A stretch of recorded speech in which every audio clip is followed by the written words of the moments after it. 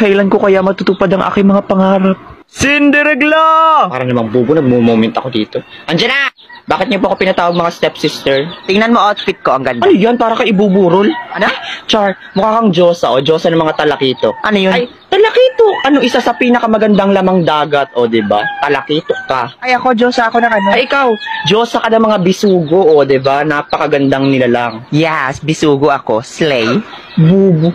Paalis na po ba tayo, step ma'am? Bis na rin po ako. At saan ka naman Sa pupunta? palasyo po, makikiparty-party. Siyempre, ang grande yun, no? Tapos maghanap din ako ng jowa. Hindi ka sasama. Dito ka lang.